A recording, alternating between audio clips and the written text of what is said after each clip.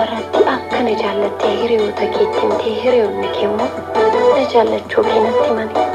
Anis ilaalcha gaariin siif qabu waan ta'eef gaaffii jaalala keetiif bakka laachuun dhiifne. Yeroo sanatti si jaallachuu baadhus oolee bulee siin jaalladhaa yaada jedhuuf keessatti qabadhe jaalalaan si waliin turuudhaaf murteessee gaaffii keetiif deebii laadhe. Haabtaamu har'as horis iftaanis akkan si jaalladhuun sitti hima. Jaalala keenya gidduu garuu maatiin keenya akka jiran dagachuun qabdu. Maatiin koo ana barsiisanii sadarkaa guddaarraa na ga'uuf fedhii guddaa akka qabanan isatis beekna. Kanaaf jedheetan amma ammaatti jaalala baqadhee jiraadhe. Amma garuu ati na jaallannaan jaalala keetiif bakka laadhee si jaallachuu jalqabe. Kun immoo maatii kootiif bowwoo mataa ta'eera. Si dhiisee jiraachuudhaaf sirraa adda ba'ee jiraachuudhaaf jaalalli na keessa jiru naaf eeyyamuu hin dandeenye. Haa ta'u jedhee si waliin itti fufuudhaaf immoo amma yaanni keenya galaa dhufuu dideera. Haabtaamu maal taate? Kaleessaaf dheengadda sin jaalladhaa si malee hin jiraadhu jechaa turte. Har'a immoo jechoota isa kaleessa jechaa turte. Gocha kee kaleessaa jaalala kee ibsuudhaaf fayyadamaa turte sana mara dagattee akkuma nama wal nuffee irra keessana waliin jirta.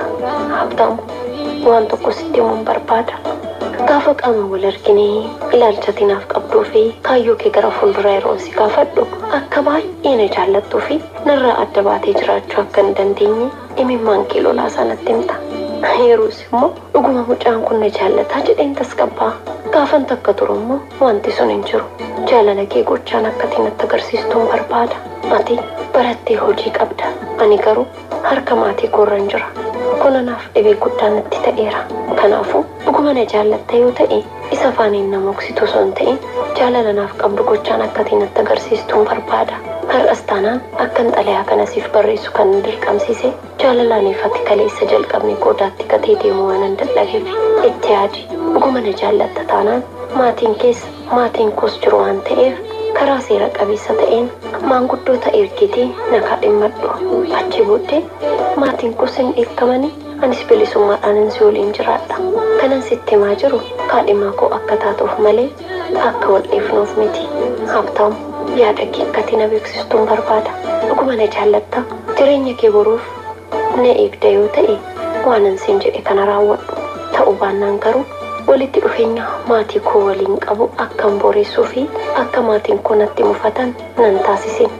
Boruuf iftaan waliin jiraannaa maaltu si ariifachiisee nan jetta. Boruuf iftaan kan waliin jiraachuu dandeenyu yoo har'a jaalala keenya dhugaa ta'uu isaa mirkaneessinedha. Kanaafuu itti yaadi.